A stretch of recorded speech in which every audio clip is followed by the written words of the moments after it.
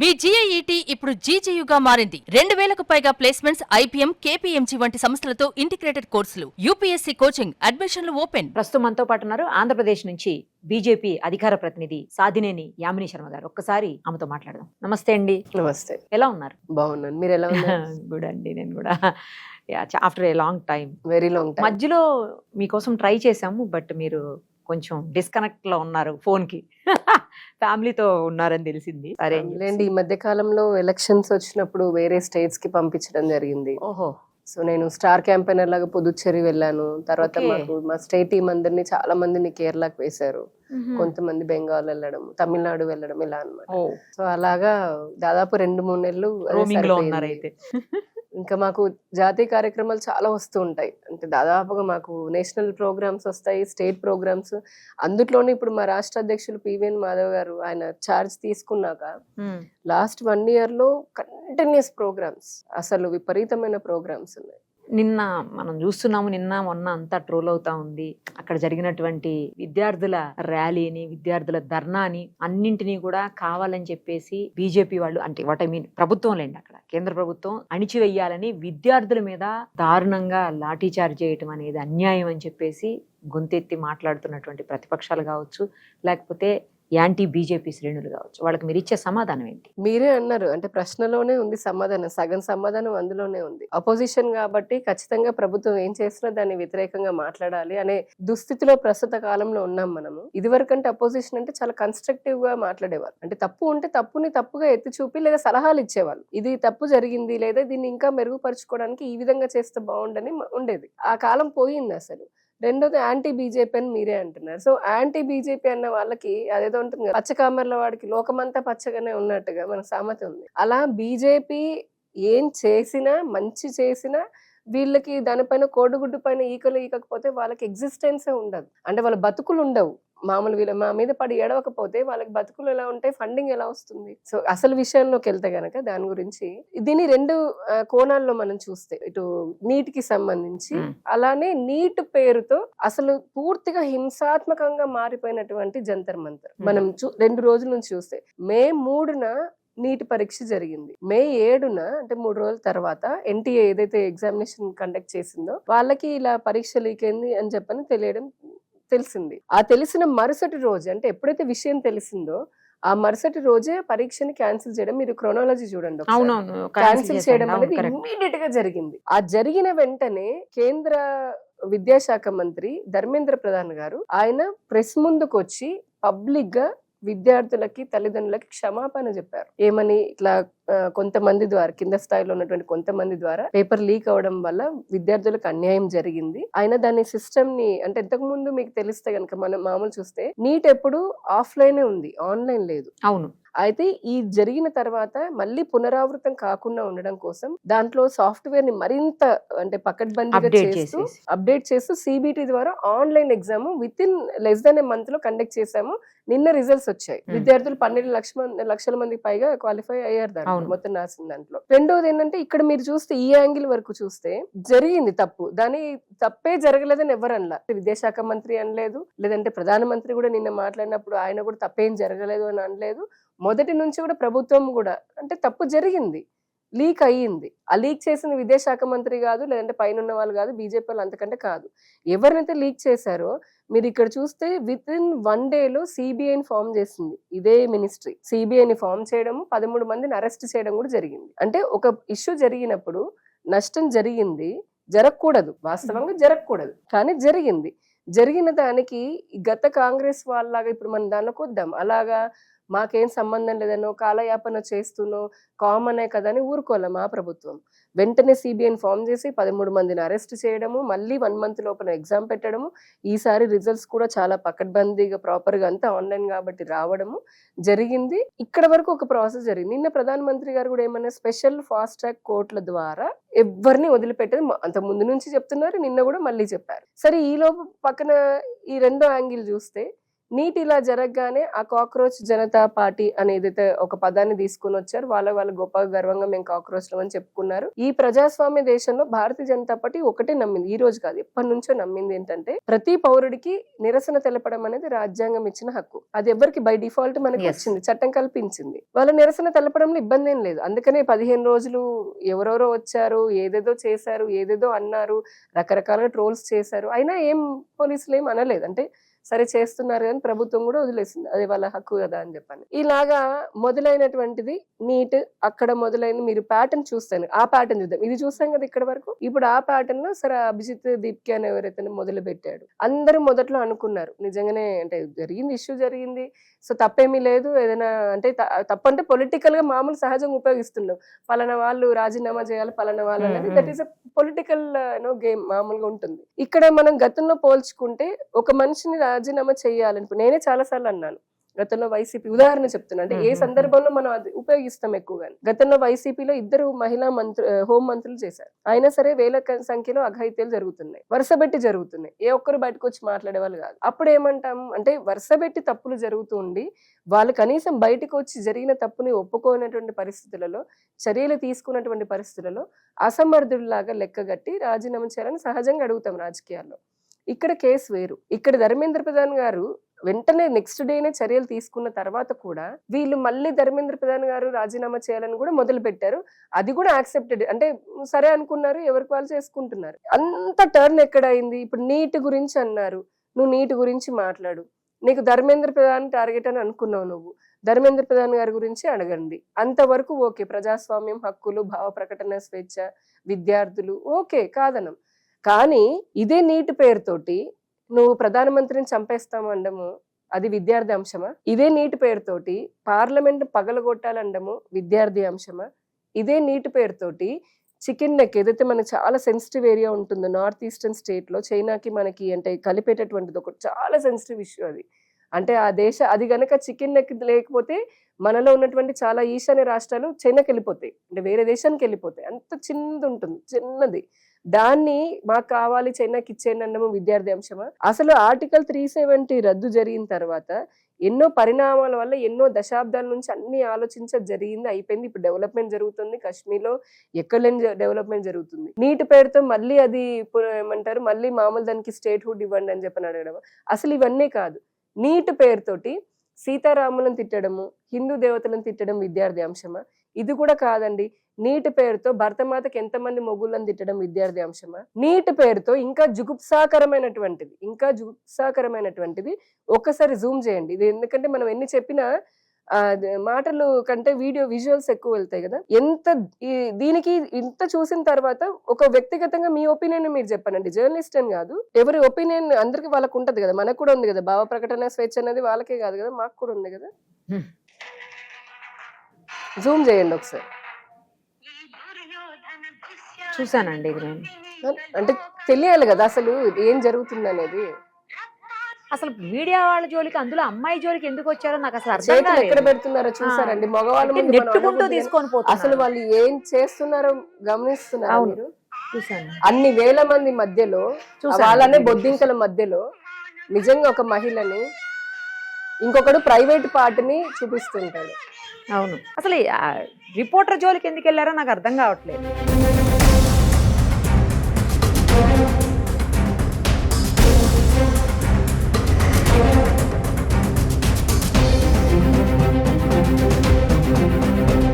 చూసారా ప్లేస్?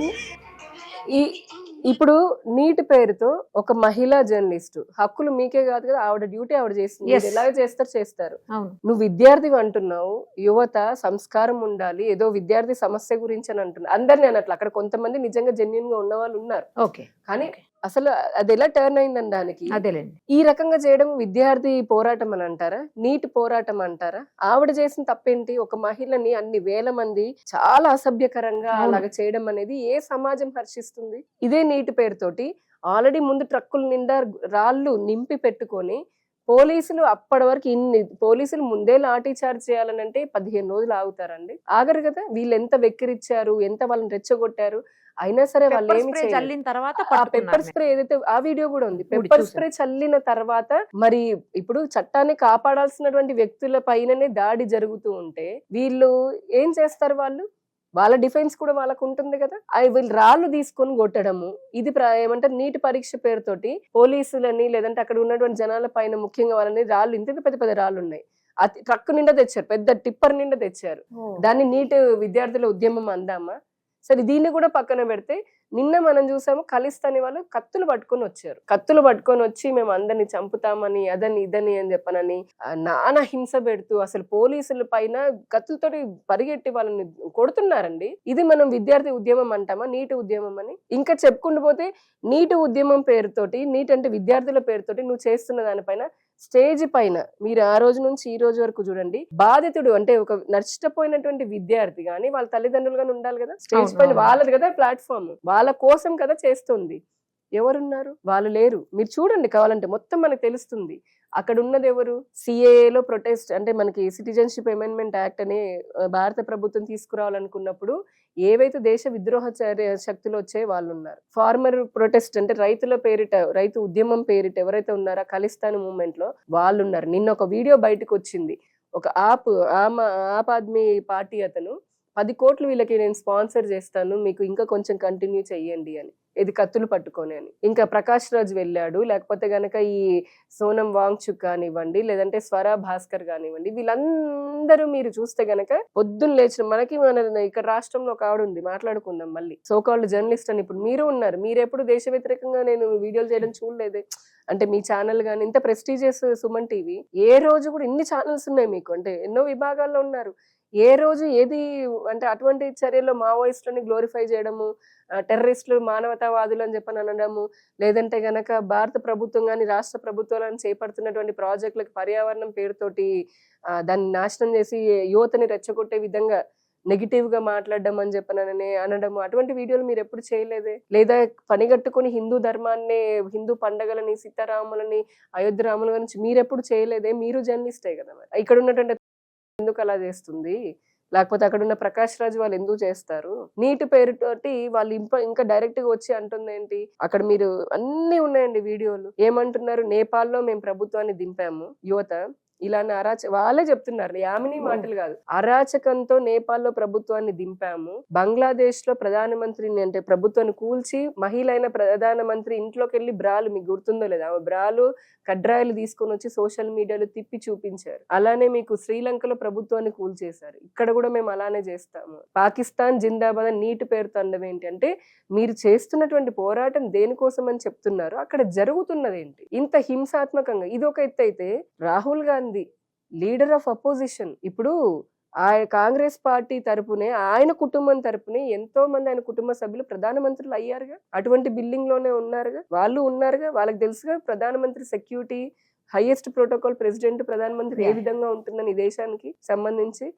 అంత తెలిసినటువంటి వ్యక్తి, ఇన్ని రాష్ట్రాల ప్రభుత్వాలు కాంగ్రెస్ పార్టీ ఉన్నటువంటి వ్యక్తి, ఆయన ఏమంటారు అక్క ప్రియాంక వాద్రా, ఆమె మెంబర్ ఆఫ్ పార్లమెంట్, మళ్ళా ఆవిడ మళ్ళీ వాళ్ళ నేషనల్ ప్రెసిడెంట్ మల్లికార్జున్ ఖర్గే ప్రధానమంత్రి ఇంటి ముందుకెళ్లి మెరుపు ధర్నా చేస్తూ, ప్రొటెస్ట్ చేస్తూ, ఒక పక్క ఇంత హింసాత్మకంగా కత్తులతో చేస్తున్నారు పక్కనే అదే ఢిల్లీలో. ఓకే, ఇంకొక పక్క ఈ ముగ్గురు వెళ్ళి అక్కడ ప్రొటెస్ట్ చేస్తున్నాము అని అంటే ప్రధానమంత్రి సెక్యూరిటీ బ్రీచ్ ని మీరు కూల్చుకొని వెళ్ళండి అని వాళ్ళకి హింట్ ఇస్తున్నట్టు కదా, ఒక గ్రీన్ లైట్ నువ్వు దారి ఏర్పరుస్తున్నట్టు కదా. కనీసం బుద్ధి ఉండాలి కదండి, కామన్ సెన్స్ ఉండాలి. నీకు పొలిటికల్ గా ఎంతైనా ఇబ్బందులు ఉండని, అది కాదు కదా. ఒక దేశ ప్రధాని అన్నప్పుడు ఒక ప్రోటోకాల్ ఉంటుంది, ఒక సెక్యూరిటీ ఉంటుంది, దాన్నే బ్రీచ్ చేస్తే కొలాప్స్ అయిపోతుంది ప్రభుత్వం, దేశం. ఎంతసేపు వాళ్ళు ఆల్రెడీ అక్కడ జనాల మీద, ఇప్పుడు మనం చూసిన వీడియోలో అక్కడ ఉన్నటువంటి వాళ్ళు ఎంత అరాచకం చేస్తున్నారు. ఒక్కసారి అటువంటి సంఘటన ఏదైనా జరిగితే మిగతా వాళ్ళ పైకి రారా, అఘాయిత్యాలు చేయరా? ఏమనుకుంటున్నారు ఈ రాహుల్ గాంధీ, ప్రియాంక వాద్రే, లేకపోతే మల్లికార్జున్ ఖర్గే, లేదంటే ప్రకాష్ రాజు, ఈ సోనం వాంగ్చుక్, వీళ్ళందరూ అంటే ఏమి ఉద్ధరిద్దామని చెప్పని.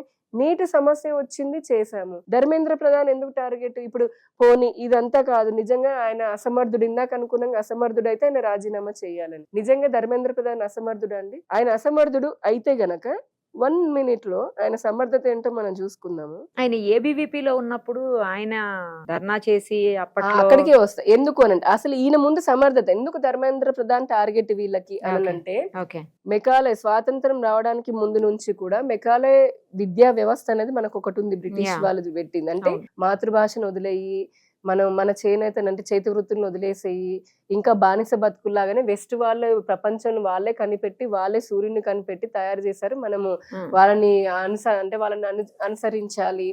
మనకి భారతీయులకి ఏం చేత కాదు, మనమంతా కూలీలము బానిసలము. అదే అంటే ఇప్పటి వరకు. రెండోది, మన దేశం పైన అందరికీ తెలిసిన చరిత్ర, 1000 సంవత్సరాలు మన దేశం పైన దాడి చేసి లక్షలాది మంది కోట్లాది మంది చంపినటువంటి ఔరంగజేబు ఇట్లాంటి మొఘల్ కింగ్స్ ఎవరైతే ఉంటారో వాళ్ళు హీరోలు. మీరు నేను చదువుకున్నదే పుస్తకాలు, వాళ్ళని గ్లోరిఫై చేయడము. అసలు నిజంగా ఒక శివాజీ ఛత్రపతి గాని లేకపోతే రాణి రుద్రమ గాని ఇటువంటి హిందూ రాజులు ఎవరైతే ఉంటారో వాళ్ళవి ఏమీ పెట్టకుండా ఉన్నటువంటి విద్యా వ్యవస్థలో న్యూ ఎడ్యుకేషన్ పాలసీ అని భారతీయతని అనుసంధానిస్తూ పెరుగుతున్నటువంటి గ్లోబల్ కాంపిటీషన్ లో భారతీయ యువకులు కూడా ఏఐ గాని టెక్నాలజీ గాని మాతృభాష కానీ ఎగ్జిట్ అండ్ ఎంట్రీ ఇట్లాంటి చాలా అంశాలను పొందుపరుస్తూ ఎన్ఈపీ తెచ్చారు. అది వీళ్ళకి మంట. అప్పుడు కూడా అసలు విపరీతమైన పోరాటం లాగా అంటే ఏదో చేయాలని చూశారు, కానీ దేశ యువత అంతా ఇటువైపే ఉన్నారు. వాళ్ళకి మార్పు కావాలి విద్యా వ్యవస్థలో. పాత చింతకాయ పచ్చల్లాగా పనికిరాదు కదా, కొత్త మారుతున్న కాలంతో పాటు జనరేషన్ మారాయి కాబట్టి విద్య కూడా మారాలి. అది మాత్రమే కాకుండా 2014 నుంచి 7 ఐఐటీలు కొత్తగా వచ్చాయి ఆయన హయాంలో చూస్తే కనుక. మన 2014 నుంచి IIITలు 16 వచ్చాయి, ఎయిమ్స్ 16 వచ్చాయి, కేంద్రీయ విద్యాలయాలు 57 వచ్చాయి. పిఎం శ్రీ పాఠశాలలు అంటే పేద చాలా గిరిజన ప్రాంతాల్లో ఉండేటటువంటి వాళ్ళు కూడా, పేద ప్రజలకు కూడా మోస్ట్ అడ్వాన్స్డ్ ఇంటర్నేషనల్ స్టాండర్డ్స్ తోటి డిజిటల్ క్లాస్ రూమ్లతోటి పిఎం శ్రీ పాఠశాలలు ప్రధానమంత్రి గారు విద్యాశాఖ ద్వారా ప్రతిష్టాత్మకంగా ఏర్పాటు చేశారు. అందులో కోట్లాది మంది విద్యార్థులు చదువుకుంటున్నారు. మనం ఇంటర్నేషనల్ స్కూల్స్ అంటామే అట్లా అన్నమాట. అవి ఫ్రీగా ఉచితంగా ప్రభుత్వంతో అవి 14,500 పెట్టారు. ఆ తర్వాత ప్రభుత్వ కళాశాలలు 13,000, ఉన్నత విద్యా సంస్థలు 19,000, కొత్త యూనివర్సిటీలు 600, వైద్య కళాశాలలు 387 నుంచి 823కి, ఎంబీబీఎస్ సీట్లు 51,000 నుంచి 103,060కి తీసుకొచ్చారు. ఇంత జరిగింది అంటే ప్రోగ్రెస్. ఈ విద్యా సంస్థను ఉపయోగించుకుని నిన్న మనం చూసాం విక్రమ్ 1 అని చెప్పని ఒక యూత్. ఇదే ఇప్పుడు ఒక యూత్ ఏమో కత్తులు పట్టుకొని తిరుగుతున్నారు అక్కడ, ఇంకొక యూత్ ఏమో రాకెట్ లోకి ప్రైవేట్ రాకెట్ ని పంపించారు. అది అసలు మన షార్ నుంచి జరిగింది ఎంత గర్వకారణం. ఒక పక్క యూత్ స్టార్ట్అప్లు అని చెప్పని ఈ రోజున దేశ జీడిపిలో భాగం అవుతున్నారు. స్టార్ట్అప్ ఇండియాలో స్టాండప్ ఇండియాలని ఎన్ని స్టార్ట్అప్లు వస్తున్నాయి, ఎంత ఎకో సిస్టమ్ బిల్డ్ అయింది, ఉద్యోగం అలా పోతూ అన్నిట్లోనూ ఉంటూ ఉంటే అది తట్టుకోలేక ఇప్పుడు ఈయననే టార్గెట్. అంటే మీరు వెనకాలంటే ఎకో సిస్టమ్ ఎలా పనిచేస్తుందని ఆలోచన చేయాలి. నీటికి సంబంధించి జరిగింది అడ్రస్ చేశాము, దాన్ని యాక్సెప్ట్ చేసాము, అడ్రస్ చేసాము, మార్పు కూడా తెచ్చాం. మళ్ళీ పరీక్ష జరిగింది, నిన్న రిజల్ట్స్ వచ్చాయి. స్వీట్లు కూడా పాపం జెన్యున్ గా ఇప్పుడు వచ్చినటువంటి వాళ్ళందరూ మీరు సంబరాలు చేసుకొని స్వీట్లు ఎందుకు ఒక దర్జీ కొడుకు అయ్యాడు, ఈ రోజున ఒక డాక్టర్ ఒక దర్జీ కొడుకు అయ్యాడు, ఒక కూరగాయలు అమ్ముకునేటటువంటి ఆవిడ కూతురు అయ్యింది, ఈ రోజున రిక్షా దొక్కుకునేవాడు పిల్లాడు అయ్యాడు. అంటే వాళ్ళందరూ కష్టపడి చదివినటువంటి వాళ్ళకి ఆనందం ఉంది, స్వీట్లు పంచుకుంటున్నారు. ఇక్కడ ఇదే నీటి పేరుతోటి వీళ్ళందరూ కలిసి ఏం చేస్తున్నారు, ఈయనను ఎలాగైనా తొలగించాలని పట్టుకున్నారు. సో ఇలా రాజీనామాలు చేయాలని అనుకుంటే కనుక చివరి ఈ అంశానికి సంబంధించి కాంగ్రెస్ హయాంలో 2004 నుంచి 14 వరకు కూడా దేశంలో ఎన్ని పెద్ద పెద్ద మేజర్ పేపర్ లీకులు జరిగాయి తెలుసా అండి? అంటే ప్రజలకు అవగాహన కోసం అన్నారు కదా, ఎన్ని మేజర్ పెద్ద లీకులు జరిగాయని అంటే అంటే ఒక్కొక్క రాష్ట్ర వైజ్ ఉన్నాయి. ఇవన్నీ యూపీఎస్సీలు, మీకు తెలుసు సివిల్ సర్వెంట్స్ వచ్చే యూపీఎస్సీలు, ఎయిమ్స్, చిన్న చితక 10th క్లాస్ కాదు, ఇది యూపీఎస్సీలు, ఎయిమ్స్ కి సంబంధించినవి, పీజీలకు సంబంధించినవి, మళ్ళీ స్టేట్ బోర్డు ఉంటుంది కదా గ్రూప్ 1లకు సంబంధించినవి, ఇలాంటివన్నీ కాంగ్రెస్ హయాంలో జరిగినాయి. అసలు చదవడానికి ఒక 10 నిమిషాలు పడుతుంది. ఢిల్లీ ఆ సరౌండింగ్స్ ఆల్ ఇండియాలో 27, అరుణాచల్ ప్రదేశ్ లో 1, అస్సాంలో 6, మణిపూర్ లో 1, త్రిపురలో 1, వెస్ట్ బెంగాల్ లో 10, ఒడిశాలో 3, మధ్యప్రదేశ్ లో 7, ఆంధ్రాలో 2, తమిళనాడులో 2, కర్ణాటకలో 6, మహారాష్ట్రలో 9, గుజరాత్ లో 8, రాజస్థాన్ లో 10, హర్యానా 5, పంజాబ్. ఇవన్నీ ఆ రాష్ట్రానికి సంబంధించినవి కాదు, అంటే దేశవ్యాప్తంగా పెట్టేటటువంటి ఇవి పేపర్ అక్కడ లీక్ అయినాయి. ఓకే. సో ఇప్పుడు దీనికి మరి ఎన్నిసార్లు ఇదే కాంగ్రెస్ ఆయా రాష్ట్రాల్లోనూ విద్యాశాఖ మంత్రులతో రాజీనామా చేయించింది, లేదా కేంద్ర విద్యాశాఖ మంత్రి రాజీనామా చేశాడు. అంతెందుకు రాజీనామా పక్కన అంటే వాళ్ళు చేస్తే మీరు చేస్తారని కూడా కాదు, వాళ్ళల్లో ఎన్నిసార్లు నిజంగా కేంద్ర విద్యాశాఖ మంత్రి వచ్చి అపాలజీ చెప్పి వెంటనే తప్పును తెలుసుకొని అరెస్టులు చేసి లేదంటే మళ్ళీ ఎగ్జామ్ కండక్ట్ చేశారో ఆన్ రికార్డ్ చెప్పమనండి. ఇది మా కమిట్మెంట్. బీజేపీ కాంగ్రెస్ లా కాదు, మేము తప్పించుకోలేదు, వెంటనే చేశాము, క్షమాపణ చెప్పారు, పార్లమెంట్ సాక్షిగా ప్రధానమంత్రి కూడా దాన్ని అడ్రస్ చేశారు. అంటే యువత గురించి మేము ఎంత ఆలోచిస్తామో చూడండి. ఇక్కడ మేము చెప్పేది ఒకటి, నిరసనలు తెలపడం తప్పు కాదు, ఎవరికైనా స్వేచ్ఛ ఉంది, కానీ నిరసనల పేరుతోటి అది ఫార్మర్ ప్రొటెస్ట్ అయినా, అంటే రైతులకు సంబంధించిందైనా యువతకి సంబంధించిందైనా ఇంకెవరికి సంబంధించిందని నిరసన పేరుతో దేశ విద్రోహ చర్యలన్నీ ఒక దాటికి వచ్చి ఈ ప్రభుత్వాన్ని కూల్చేస్తాం. ఈ ప్రభుత్వం అనగా అంటే అది 145 కోట్ల మంది అంటే ఎన్నుకున్నటువంటి ప్రభుత్వాలు కదా ఇవి. ఒక డెమోక్రటిక్ కంట్రీలో ఉన్నాం మనం, స్వయం ప్రతిపత్తి కలిగినటువంటి సోవెనియర్ కంట్రీలో ఉన్నాం మనం, మనకు ఒక స్వయం ప్రతిపత్తి ఉంది. ఇంతటి ప్రజాస్వామ్యబద్ధంగా ఉన్నటువంటి ప్రభుత్వాలను కూల్చేసుకుంటూ వెళ్తాము అని అంటే, నిరసన పేరుతోటి కత్తులు పట్టుకొని చంపేస్తాము, నిరసన పేరుతోటి మహిళల్ని అరాచకంగా మేము అసభ్యంగా ప్రవర్తిస్తాము, పాకిస్తాన్ జిందాబాద్ అంటాము. నిన్న ఒకడు ఆఫ్ఘనిస్తాన్ జెండా పట్టుకుని అక్కడికి వచ్చి ఆఫ్ఘనిస్తాన్ జిందాబాద్ అంటున్నాడు. మరి ఇవన్నీ విద్యార్థివా? నేను మిమ్మల్ని అడుగుతున్నాను. నేను మాట్లాడితే పొలిటీషియన్ అంటారు, మీరు అన్బయాస్డ్ కదా, ఒక మామూలు సాధారణ వ్యక్తిలాగా మీరే చెప్పండి పోనీ. ఇందులో ఏది విద్యార్థికి? ఇప్పుడు మేము విద్యార్థికి నష్టం మా వల్ల తెలుసో తెలియకొని జరిగిన కింద స్థాయి వల్ల జరిగిన దాన్ని పూడ్చుకోవడానికి ఇమీడియట్ గా చేశాం. కానీ వీళ్ళు ఆ వంక పెట్టుకొని అందరూ ఏకమై దేశాన్ని మళ్ళీ కొలాప్స్ చేయాలి, ఒక నేపాల్ లాగా తగలపెట్టాలి అని ప్రయత్నాలు చేస్తారు. ఇప్పుడు వీళ్ళంతా స్టూడెంట్సా, లేకపోతే కాక్రోచ్ జనతా పార్టీ కార్యకర్తలా, లేకపోతే అసలు వీళ్ళు వెనకాల రాజకీయ శక్తులను నడిపిస్తున్నాయా? చాలా మంచి ప్రశ్న వేశారు. ఈ మొదలు పెట్టినటువంటి అభిజిత్ దీప్కి ఎవరైతే ఉన్నాడో అతనే స్వయంగా ఆమ్ ఆద్మీ పార్టీ కార్యకర్త, సోషల్ మీడియా గతంలో. అవును. సో గతంలో అతనికి ఇప్పుడు తర్వాత మనకి అరవింద్ కేజ్రీవాల్ వచ్చి ఇక్కడ ఇచ్చాడు, సానుభూతి లాగా ఇచ్చాడు. కాంగ్రెస్ వాళ్ళు ఇంకా సేమ్ గద్దల్లాగా ఎదురు చూస్తూ ఉంటారని చెప్పని ఎక్కడ ఏం దొరికి, ఎందుకంటే వెనకాల ఉన్నది వీళ్ళే.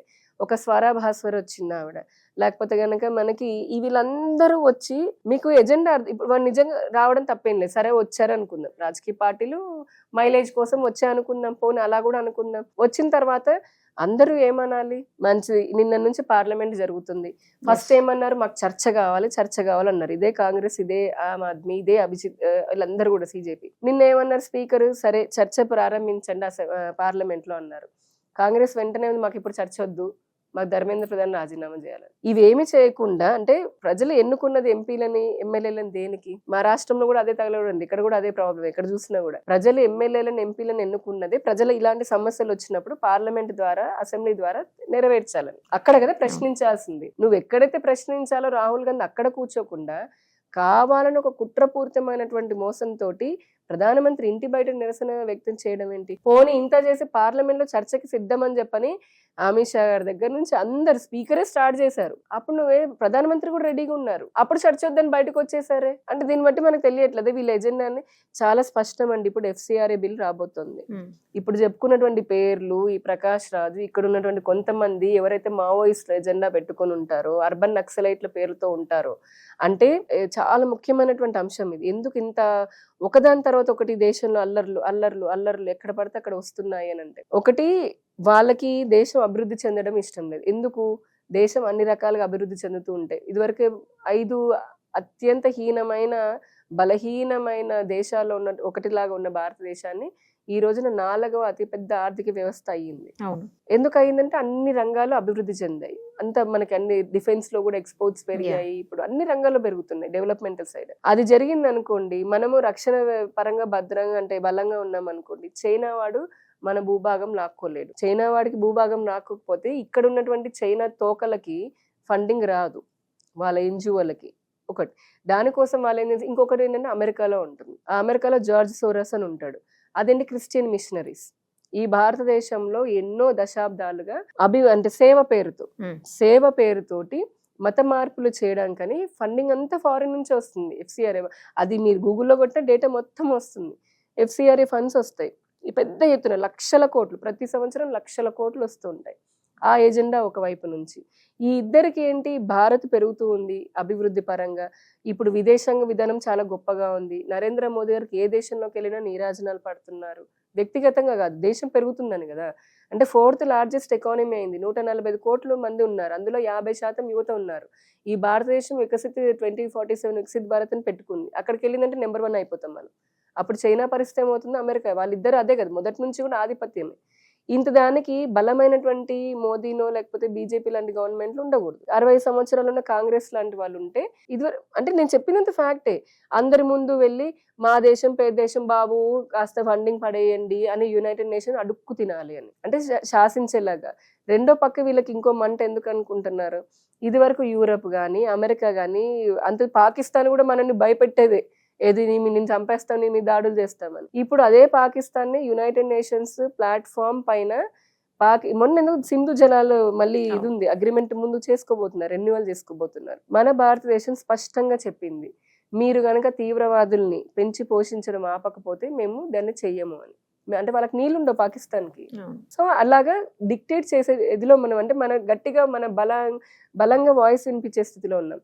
యూరప్ వాళ్ళు, ఈ బీబీసీ లాంటి వాళ్ళు అనుకోండి, ఇంకా ఈ ఎకో సిస్టంలో ఉన్నటువంటి మీడియాలు అందరూ కూడా, అంతర్జాతీయ మీడియా, మీ భారత్లో ఇలా జరుగుతుంది, మీ భారత్లో అలా జరుగుతుంది, అక్కడేదో మైనారిటీకి ఇలా జరిగింది అని అంటే, మన భారతదేశం మీ నోర్లు మూసుకొని మీ పని మీరు చేసుకోండి. ముందు మీ జర్మనీ తగలబడుతుంది, మీ ఫ్రాన్స్ తగలబడుతుంది, మీ ఇటలీ తగలబడుతుంది, మీరే చచ్చిపోతున్నారు, మీది చూసుకోండి. మాది స్వతంత్ర దేశం, మాకు స్వాతంత్రం వచ్చి 75 ఏళ్ళు అయ్యింది, మా రాజ్యాంగం మాకుంది, మా పాలన మేము చేసుకుంటాము, మా ప్రజలు శక్తివంతమైన వాళ్ళు, తెలివైన వాళ్ళు, మీ ప్రమేయం అక్కర్లేదు, మీ బానిసలం కాదు అని చెప్పారు.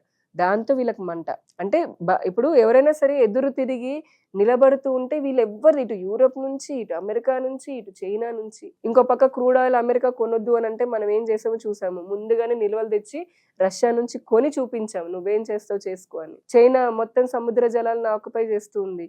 ఇప్పుడు మనం గ్రేట్ నికోబార్ అని ఒక పెద్ద ప్రాజెక్ట్ కడుతున్నాము, అంతర్జాతీయ సముద్ర మార్గాల్లో భారత్ పట్టు నిలవబడిపోతుంది, అంటే 50% రవాణా మన నుంచి జరగబోతుంది. ఇట్లాగా ఎక్కడికక్కడ మిగతా ఇప్పటి వరకు మనల్ని బానిసల్లాగా చూసినటువంటి దేశాలు, ఆ దేశాలు ఇక్కడ ఉన్నటువంటి కొంతమందికి ఫండింగ్ ఇస్తూ ఎన్జిఓలకు ఉన్నటువంటి వాళ్ళు, ఆ దేశాలను ఇప్పుడు మనం ఎదుర్కొంటుంటే వీళ్ళకి నొప్పి, ఎందుకంటే వాళ్ళకి ఫండింగ్ రాదు కాబట్టి. తీసుకున్న దానికి న్యాయం చేయాలి కదా, అది వాళ్ళేడు.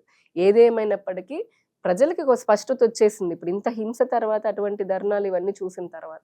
ముఖ్యంగా దీనికి సంబంధించి మనం కంప్లీట్ చేయాలంటే ఎస్ఐఆర్ అసలు అన్నిటికంటే ఇక్కడ నుంచి మొదలైంది. మీరు చూసే ఉంటే స్పెషల్ ఇంటెన్సివ్ రివిజన్, ఎప్పుడైతే ఈ బార్డర్ ఇష్యూస్, మనకి భారతదేశానికి ఇందాక బాగా విపరీతమైన బార్డర్ ఇష్యూస్ ఉంటాయి. చైనా ఒక పక్క ఒక కేక్ ముక్క తీసుకుంటుంది, మయన్మార్ ఇంకో ముక్క తీసుకుంటుంది, ఓ పక్కనే పాకిస్తాన్ మనని ఆల్రెడీ తెలిసిందే, పిఓకే, కాశ్మీర్, ఎప్పుడు చూసినా వాళ్ళు ఆక్యుపై చేయాలని చూస్తుంటారు. సముద్ర జలాల్లో వీళ్ళ ఆధిపత్యం అని చెప్పానని. దీని అన్నిటికీ ఏంటి, ఈ కేవలం తమ స్వార్థ రాజకీయాల కోసం ఎన్నో దశాబ్దాలుగా కాంగ్రెస్, లేదంటే ఈ ఆప్ పంజాబ్లో కానీ, ఢిల్లీలో కానీ, బెంగాల్లో మమతా బెనర్జీ, బార్డర్లో మొత్తం కూడా బంగ్లాదేశీల్ని, రోహింగ్యాలని అక్రమంగా కోట్లాది మందిని దేశంలో రప్పించేసుకున్నారు. వాళ్ళకి వారసత్వం అంటే మన పౌరసత్వం లేదు. మీరు జెన్యున్ గా ఈ దేశ పౌరురాలు, మీ అమ్మగారు కాదు, అంతకుముందు నుంచి ఎప్పుడైనా, నేను అంతే, అబ్బాయి అంతే, అందరం అంతే, మనకేం భయం అక్కర్లేదు. ఎక్కడి నుంచో పారిపోయి వచ్చి ఈ దేశంలోకి వచ్చి ఈ దేశంలో మత విద్వేషాలు నెచ్చగొట్టి, మనకి రాత్రి అయితే ఆ అమ్మాయిల పైన మీరు క్రైమ్ రికార్డ్ చూడండి, ఈ అక్రమంగా వచ్చినటువంటి వాళ్ళ వల్లనే మహిళల పైన ఎక్కువ అరాచకాలు జరుగుతున్నాయి, అఘాయిత్యాలు, దాడులు జరుగుతున్నాయి, దొంగతనాలు జరుగుతున్నాయి. సో అటువంటి వాళ్ళని ఓట్ల కోసమని పెంచి పోషించిన ఈ పార్టీలన్నిటికీ ఎలక్షన్ కమిషన్ 2002లో ఒకటి ఎస్ఐఆర్ పెడుతుంది. అంటే దాని సొంత ప్రాసెస్ అది, అదే బీజేపీతో, it is nothing to do with BJP, కేంద్ర ప్రభుత్వానికి ఏం సంబంధం లేదు. అది ఎలక్షన్ కమిషన్ దానికి అది పెట్టుకుంది, రివ్యూ ఉంటుంది. 20 ఏళ్లలో అప్పట్లో 100 కోట్ల జనాభా ఉన్నారు అప్పుడు చేసినప్పుడు, 145 అయ్యారు, 45 కోట్ల మంది పెరిగారు, వాళ్ళందరికీ ఓటు కావాలి కదా. సో ఆ ప్రాసెస్ లో పెట్టేటప్పటికి ఇట్లాంటి వాళ్ళందరి మొత్తం ఎలుకలన్నీ కలుగులోంచి బయటకు వచ్చేస్తున్నాయి. ఎందుకు ఎస్ఐఆర్ అంటే ఏంటి, నేను 2002 ఎస్ఐఆర్ నేను ఉన్నానా, ఉంటే నా డీటెయిల్స్ అడుగుతారు, నేను అప్పటికి పుట్టలేదు, లేదంటే పుట్టాను, నాకు ఓటు లేదు, అయితే మీ అమ్మదో నాన్నదో అడుగుతారు, వాళ్ళది కూడా అప్పటికి లేదు అని అనుకుందాం, మీ అమ్మమ్మదో మీ చుట్టాలు ఎవరో ఒకరిది ఇవ్వండి, ఎవరో ఒకళ్ళు అయితే ఉంటుందిగా మనకి, అప్పటి నుంచి ఓటేసి ఇచ్చేస్తాం, అయిపోయింది. వీళ్ళకి ఉండదుగా, అవును, ఇప్పుడు బయట నుంచి వచ్చిన వాళ్ళకి ఉండదుగా, ఆ నెంబర్ అక్కడ ఉండదు కదా. ఓటే ఫేక్ గా ఏదో చేస్తున్నారు, కానీ ఎస్ఐఆర్ లో డేటా ఉండాలి కదా, కరెక్ట్. ఎలక్షన్ కమిషన్ ఆ లెక్కల్లో ఇప్పుడు అలాగా వాళ్ళ ఓటు బ్యాంక్ అంతా పోయింది. మొన్న ఎప్పుడైతే బెంగాల్లో మమతా బెనర్జీ ప్రభుత్వం పోయిందో అక్కడికి వచ్చినటువంటి బీజేపీ గవర్నమెంట్ ఫస్ట్ ఫోకస్ ఇది ఏరివేతననే చేస్తాను, డిటెక్ట్ డిలీట్ డిపోర్ట్ పంపించేస్తున్నాం వెనక్కి. ఇప్పుడు మరి వాళ్ళ జనాభా వాళ్ళకి వచ్చేస్తున్నారు, ఆల్రెడీ పేదరికంతో చేస్తున్నాయి ఆ దేశాలు. ఇంతమందిని తీసుకుని వెళ్తే మళ్ళీ వాళ్ళలో వాళ్ళ కొట్టుకొని చంపుతారు అని వాళ్ళ స్వార్థంతో వాళ్ళు రానివ్వట్ల. ఇప్పుడు ఓటు బ్యాంక్ పోయింది కదా వాళ్ళ ప్రభుత్వాలు, కాంగ్రెస్ కి యాప్కి వీళ్ళందరికీ అదే మమతా బెనర్జీకి ఉన్నటువంటి ఓటు బ్యాంక్ ఇప్పటి వరకు. సో ఇల్లీగల్ గా వచ్చినటువంటి అక్రమంగా వచ్చినటువంటి వాళ్ళే ఇప్పుడు అది పోయేటప్పటికి గిజలు ఆడిపోతున్నారు. అంటే తట్టుకోలేకపోతున్నారు. ఇవన్నీ ఒకేసారి వాళ్ళకి ఉండేటప్పటికి ఇప్పుడు ఈ పార్లమెంట్ సెషన్ లో FCRA బిల్లు ఇందా చెప్పిన మిషనరీలకు వచ్చేది, ఫారెన్ నుంచి వచ్చేటటువంటివి చాలా స్ట్రిక్ట్ చేస్తున్నారు. ఏ దేశమైనా తీసుకుంటుంది ఇటువంటివి. ఎవడెవడో పంపించి ఈ దేశంలో అల్లర్లు సృష్టించాలని, ఈ దేశ ప్రజలకు వ్యతిరేకంగా చేస్తూ నువ్వు బాంబులు వేస్తాము, చంపుతాము, మత మార్పులు చేస్తామని అంటే ఏ దేశమైనా ఎందుకు ఒప్పుకుంటుంది? ప్రజాస్వామిక దేశం, మన రాచరిక వ్యవస్థలో లేం కదా. నిన్న జరిగినటువంటి ఈ ధర్నాలో రాహుల్ గాంధీ గారికి తమిళనాడు సీఎం విజయ్ గారు కూడా సపోర్ట్ చేసినటువంటి పరిస్థితి. అదే వాళ్ళు ఏంటంటే ఆయన కూడా అదే ఇది కదా, ఒకటే దాని కిందకు వస్తారు కదా, బీజేపీని అనాలి. లేకపోతే కనుక ఇప్పుడు ఫస్ట్ లో కొంతమంది అలా అనుకున్నారు, ఏంటి స్టార్ట్ చేసినప్పుడు ఇదేదో విద్యార్థి మూవ్మెంట్ కదా, చేస్తే మన మైలేజ్ అదే వస్తుందా, మనము ఉండాలా ఉండకూడదా అన్న ఇదిలో ఉన్నారు. కొంతమంది తెలివైన రాజకీయ పార్టీలు ఇది ఇలా హింసాత్మకంగా మారుతూ అరాచక శక్తులు రాగానే వాళ్ళు దూరం అయిపోయారు. ఎందుకంటే ఇది ఈవెన్చువల్లీ ఇప్పుడంటే చేస్తున్నారు, ఇప్పుడు ఆల్రెడీ అయిపోయింది, రేపు పొద్దున ఇవంతా ఎవరు దేని వెనకాల ఉన్నదని బయటకు వస్తుంది కదా. అప్పుడు చట్టపరమైనటువంటి చర్యలు అయితే తప్పవు కదా. ఇప్పటి వరకు మద్దతు ఇచ్చినటువంటి వాళ్ళకి మరి వాళ్ళ పరువే కదా పోయేది, అంటే వాళ్ళే ప్రజల్లో పలచన పడతారు. సో అట్లా కాకుండా కొంతమంది ఏదైతే అయింది మనం ఇప్పుడు కాంగ్రెస్ పిల్లలే కదండి, చాలా అన్ని కూడా వాళ్ళ మిత్రపక్షాల్లాగానే ఉంటాయి కదా. సో వాళ్ళు ఇచ్చుకుంటున్నారు, కానీ ప్రజలు చూస్తున్నారు. ఏదైనప్పటికీ కూడా ఇటువంటి హింసాత్మక ఘటనలు అనేది ఖచ్చితంగా ఎప్పటికీ ఆహ్వానించము. అది దేశానికి మంచిది కాదు. ప్రజలు కూడా చూస్తున్నారు. ఈరోజు సోషల్ మీడియా ఎరాలో అంత గుడ్డిగా ఎవరు లేరు. ఒక పక్క వీళ్ళందరూ మీరు అన్నట్టు ఫస్ట్ టాపిక్ అక్కడే స్టార్ట్ అయింది, ఏదో లాఠీ చార్జ్ చేస్తున్నారు, ఇంకేదో చంపేస్తున్నారు. అలా లాఠీ చార్జ్ చేయాలి, చంపేయాలని అనుకుంటే ఫస్ట్ రోజు సరిపోదా ఏంటి? ఇలా 15 రోజులు వాళ్ళు వచ్చి ఆ సోనం వాంగ్చుక్ ఆయన ఏమో తినకుండా అక్కడ కూర్చుంటాడు. ఆయనకి ఉన్న 2 NGOల ప్రాబ్లం అది, ఆయనకి FCRA క్యాన్సిల్ అయిందని ఆయన స్వార్థం అయింది. అసలు బ్యూటీ ఏంటని తెలుసా, ఇప్పుడు వీళ్ళేదో దేశోద్ధారకుడు అని చెప్పని బ్రాండ్ వేస్తున్నారు కదా సోనం వాంగ్చుక్ ని. అతనిది ఇదే కాంగ్రెస్ 2007లో ఇదే లడక్ లో కాంగ్రెస్ ప్రభుత్వమే ఉన్నప్పుడు లడక్ లో ఒక పెద్ద నోటీస్ కూడా ఇచ్చింది ఆయనకి, నువ్వు దేశద్రోహివి, నువ్వు యాంటీ నేషనల్ తీవ్రవాదులతో, చైనా తీవ్రవాదులతో నీకు సంబంధాలు ఉన్నాయి, నీ NGO దేశ వ్యతిరేక కార్యక్రమాలు చేస్తోంది, నీకు అక్కడ నుంచి ఫండింగ్ ఇస్తుందని కాంగ్రెస్ గవర్నమెంట్ 2007లో నోటీస్ ఇదే సోనం వాంగ్చుక్ ఇచ్చింది. అతను ఒక పెద్ద ఉద్ధరించే వాళ్ళ. ఇప్పుడు అదే కాంగ్రెస్ మళ్ళీ ఇతన్ని ఈయన కావాలని అంటే ఆయన స్వార్థం ఏంటి, ఆయన 2 NGOలు క్యాన్సిల్ అయింది, ఇప్పుడు FCRA బిల్లు వచ్చిందంటే ఆయన పోతుంది. వీళ్ళందరూ అదే బాధ. అంటే అందుకనే మీరు చూడండి, అందరు ఏ జాతి ఆ జాతి కలుస్తుందని చెప్పరని, నిజంగా కలిసిన వాళ్ళు విద్యార్థుల కోసమే పోరాడుంటే ఈ మాటలు మనం అనక్కర్లేదు, అనం కూడా అసలు. ఎందుకంటే పోరాటం వాళ్ళ హక్కు. కానీ ఇందా చెప్పినట్టుగా వీళ్ళని చంపుతాము, పార్లమెంట్ కొడతాము, దేశాన్ని కూలుస్తాము, హిందువులని అర్చేస్తాము, లేకపోతే ఒకడు వచ్చి మీరు చూసారో లేదు ప్రైవేట్ పార్టీ తీసి చూపిస్తున్నాడండి, అది విద్యార్థి ఉద్యమం అంట. ఏం చెప్తాము? ఒకడు అంటాడు ముక్కలుగా నరుకుతాను, నిన్న ఒక అమ్మాయి అంటుంది, అనకూడదు కానీ నరేంద్ర మోదీ ప్యాడ్ వేసుకుని తిరగాలంటే శానిటరీ ప్యాడ్. అట్లా అసలు ఏంటి ఇవన్నీ? ప్రభుత్వం నిజంగానే కొద్దిగా అయినా సరే అంటే మామూలు ఇటువంటి చూసి ఉపేక్షించకుండా ఉండుంటే ఫస్ట్ రోజే, అప్పుడు ఎంత వాళ్ళు 20 మంది కూడా లేరు అసలు మొన్నటి వరకు. అసలు అప్పుడు జనాలు లేరండి, నిజంగా మొన్నటి వరకు కూడా జనాలు లేరు. ఈ పార్లమెంట్ మొదలవుతున్నప్పుడు పార్లమెంట్ ను అడ్డుకోవాలన్న కుట్రపూరితంగానే ఆ రోజు జమ చేసుకుని అందరు పోయి పార్లమెంట్ మీద దాడి చేయాలని, ఇదంతా ప్రీ ప్లాన్, అందరికి తెలిసిందే కదా. నీకు ముందే వెళ్ళదంటే నువ్వు వారానికే వెళ్ళి ఉండాల్సింది కదా. అంతెందుకు ఇప్పుడు కేంద్ర మంత్రులు చర్చలకు పిలిచారు, వీళ్ళు వెళ్ళారు. నువ్వు చర్చించుకో, ఇందాక నేను అదే చెప్తాను, నువ్వు చర్చించుకో, నాకు ఈ డిమాండ్ అని చెప్పు, వాళ్ళు అదే అని అంటారు. చర్చలతో జరగాల్సింది. ప్రభుత్వాలను దింపేస్తామని హింసానికి కత్తులు పట్టుకొని తిరుగుతా అంటే ఎలా అవుతుంది ప్రజాస్వామ్య దేశాల్లో? రైట్. ఇంకొకసారి ఏపీకి వచ్చేద్దాం. ఏపీలో మీ అంటే బీజేపీ పాత్ర ఏంటి రాజకీయాల్లో, అలాగే మీ భవిష్యత్తులో మీరు ఎలాంటి వ్యూహాన్ని అనుసరించబోతున్నారు? BJP yes.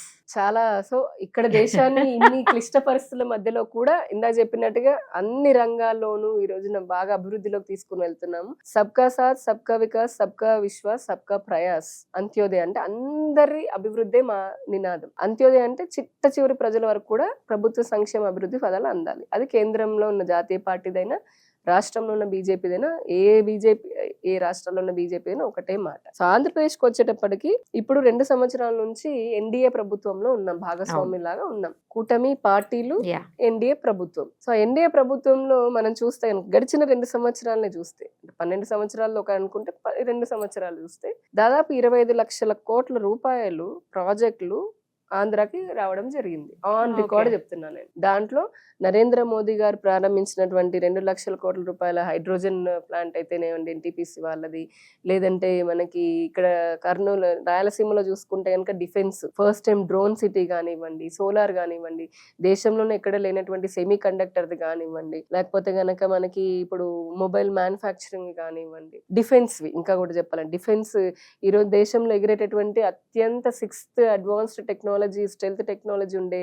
ఫైటర్ జెట్స్ ఆంధ్రాలో తయారవుతాయి మనకి. అలాంటి డిఫెన్స్ కారిడార్ కానివ్వండి, ఇటు విశాఖపట్నం వరకు వస్తే గనక ఏషియాలోనే ఉన్నటువంటి అతిపెద్ద మెడికల్ ఎక్విప్మెంట్ తయారీ కంపెనీ కానీ, మొన్న వచ్చిన గూగుల్ కానివ్వండి, లేదంటే విశాఖ రైల్వే జోన్, అసలు ఆంధ్ర విభజన చట్టంలో ఉన్నటువంటి Visakha railway zone, Visakha steel plant పునరుద్ధరణ కోసం ఇచ్చినటువంటి 11.5 కోట్లు కానివ్వండి, పోలవరం మొన్ననే మా రాష్ట్ర అధ్యక్షులు, ఇది చాలా అసలు ఒక మూమెంటం తెచ్చినటువంటిదండి. రాష్ట్రం ఒక్కసారి ఆశ్చర్యపోయింది. 3 రోజుల కింద, వారం కింద జరిగిన దానికి రాష్ట్ర అధ్యక్షుడు మాధవ్ గారి ఆధ్వర్యంలో భారతీయ జనతా పార్టీ నాయకులు అందరూ కూడా పోలవరానికి వెళ్లి విజిట్ చేశారు. పెద్ద సంఖ్యలో పోలవరానికి విజిట్ చేసి అక్కడ ఉన్నటువంటి పురోగతిని తెలుసుకున్నారు. మనందరూ తెలిసిందే, ఇది జాతీయ ప్రాజెక్టు. విభజన చట్టంలో పేర్కొన్న విధంగా కేంద్ర ప్రభుత్వం పోలవరాన్ని జాతీయ ప్రాజెక్ట్ లాగా తీసుకోవడము, దానికి సంపూర్ణ 100% ఫండింగ్ ఇవ్వడం. ఇప్పటి వరకు 30,000 కోట్లు ఇచ్చాము. పోలవరం అంతా బీజేపీ కడుతుంది, అంటే సెంట్రల్ గవర్నమెంట్. సో అది చూసిన తర్వాత ఒక్కసారిగా పొలిటికల్ గా కూడా, ఇన్ఫాక్ట్ పొలిటికల్ గా కూడా ఒక కదలిక వచ్చింది. ఏంటి, బీజేపీ అంత పెద్ద ఎత్తున చాలా మ్యాసివ్ ప్రోగ్రామ్ జరిగింది. పోలవరం వెళ్ళి అక్కడ చూసి కేంద్రం మొత్తం ఇచ్చిందని చెప్పడం ఏంటి, ప్రజలకు బాగా పెద్ద ఎత్తున వెళ్ళింది. సో అమరావతి 50,000 కోట్లు ఇచ్చాము అమరావతికి. మా పార్లమెంట్ లో నోటిఫై చేసాం. వైఎస్ఆర్సీపీ వాళ్ళు ఇప్పుడు వచ్చి ఏదో మావిగన్ ఆయన కొత్తగా అంటున్నాడు కానీ, మళ్ళీ 3 ముక్కలు అయిపోయింది, 3 రాజధానులు అయిపోయింది, మావిగన్ కూడా అయిపోతుంది.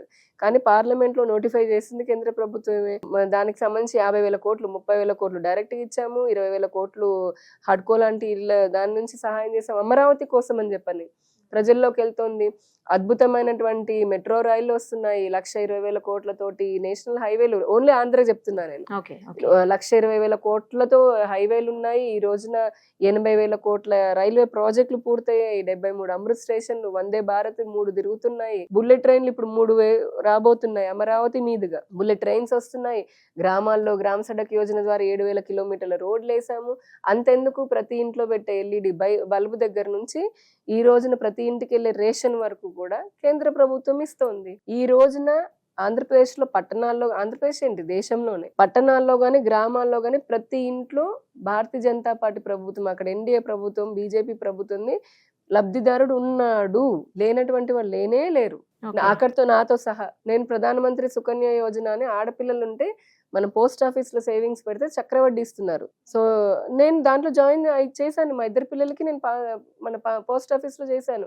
ఎవ్రీ ఇయర్ వచ్చి చక్రవడ్డీ చూసి నేను చాలా ఆనందిస్తున్నాను. మా ఇంట్లో మా పనమ్మాయి కూడా సుకన్య సమృద్ధి యోజన వాళ్ళ అమ్మాయికి పెట్టుకుంది. సో నాతో సహా ప్రతి ఇంట్లోనూ ఉన్నారు. సో ఇంకో పక్క రాష్ట్రంలోకి వచ్చినట్టు కేంద్ర ప్రభుత్వం ఇలా ప్రాజెక్టుల రూపంలో, ఇండస్ట్రీల రూపంలో, కారిడార్ల రూపంలో, ఇండస్ట్రియల్ కారిడార్లు కానివ్వండి, ఇన్ఫ్రాస్ట్రక్చర్ కానీ, పోర్ట్లు, ఎయిర్పోర్ట్లు కానివ్వండి, ఇప్పుడు రాష్ట్ర ప్రభుత్వం అమలు చేస్తున్న సంక్షేమ పథకాలు, రాష్ట్రంలో ఉన్న ఎన్డీఏ ప్రభుత్వం అమలు చేస్తున్న సంక్షేమ పథకాలకు కూడా ఫండింగ్ వాటా కేంద్రం నుంచి వస్తుంది కదా. కేంద్ర వాటా ఉంది, అందులో కూడా దాంట్లో ఉంది కొంత వాటా ఉంది. కేంద్ర ప్రభుత్వం ఇస్తుంది. కేంద్ర ప్రభుత్వం సహకారం లేకుండా ఏ రాష్ట్రమైనా, ఇన్ దట్ కేసు ఏ రాష్ట్రమైనా సంక్షేమ పథకాలు పూర్తి స్థాయిలో అమలు చేసే పరిస్థితి లేదు. ఆఖరి తెలంగాణ కూడా. చెప్పమనండి రేవంత్ రెడ్డిని, అసలు నేను కేంద్ర ప్రభుత్వం సంక్షేమ పథకం ఒక్కటి కూడా చేయట్లేదని. పేర్లు మార్చుకుంటారు అంతే, ఏదైనా సరే పేర్లు మార్చుకుంటారు. అది హెల్త్ కి సంబంధించిన ఏదైనా కేంద్ర ప్రభుత్వం నిధులు ఖచ్చితంగా వస్తాయి. అంటే ఇటు ప్రాజెక్టుల రూపంలో, ఇన్ఫ్రాస్ట్రక్చర్ రూపంలో, పథకాల రూపంలో కేంద్ర సహకారం బాగా వస్తుంది. మొన్నటికి మొన్న బడ్జెట్ లో ఒక్క ఆంధ్రప్రదేశ్ రాష్ట్రమే కేంద్ర బడ్జెట్ లో 4% బడ్జెట్ తీసుకుందండి. ఇన్ని రాష్ట్రాల్లో ఒక్క రాష్ట్రం 4% తీసుకోవడం అనేది చాలా పెద్ద మాట. ఇంతకుముందు ఎప్పుడు జరగలేదు అసలు. And at the same time భారతదేశానికి వచ్చిన ఇన్వెస్ట్మెంట్స్ లో 25% అంటే 1/4 ఆంధ్రకే వచ్చాయి.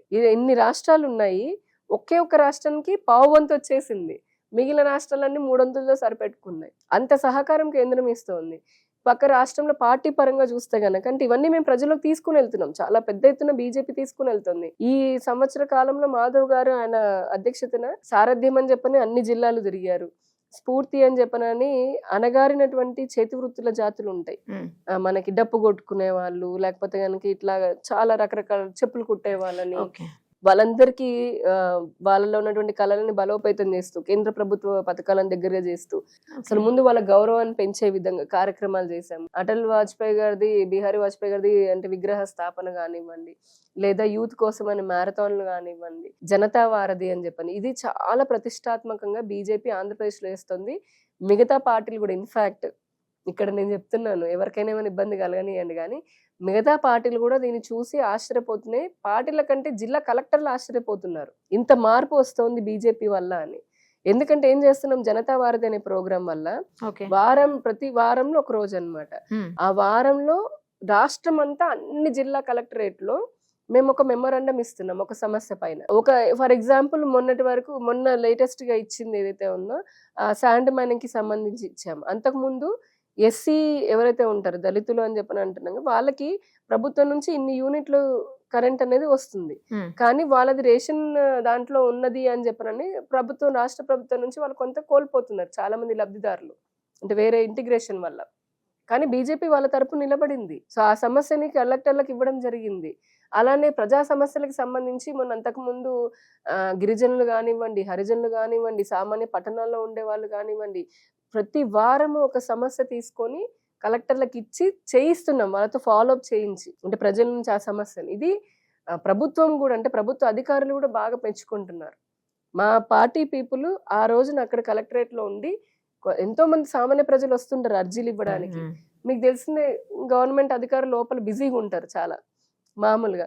సో వీళ్ళకి అప్లికేషన్ నింపడానికి రాదు, లేదంటే వైట్ పేపర్ మీద చాలా మందికి ఏం సమస్యతో వస్తారు, ఏం రాయాలో తెలియదు, ఎలా అడ్రస్ చేయాలో తెలియదు. మా కార్యకర్తలు అక్కడ ఉండి వాళ్ళకి హెల్ప్ చేస్తున్నాం. అలానే మన్ కీ బాత్, ప్రధానమంత్రి గారు ప్రతిష్టాత్మకంగా ప్రతి నెల విద్యార్థుల్లో ప్రజలతో మాట్లాడే మన్ కీ బాత్, ఇలాంటి కార్యక్రమాలతోటి ఆంధ్రప్రదేశ్ రాష్ట్ర బీజేపీ శాఖ విస్తృతంగా అటు ప్రజల్లోకి ఇటు కార్యకర్తల్లోకి వెళ్తుంది.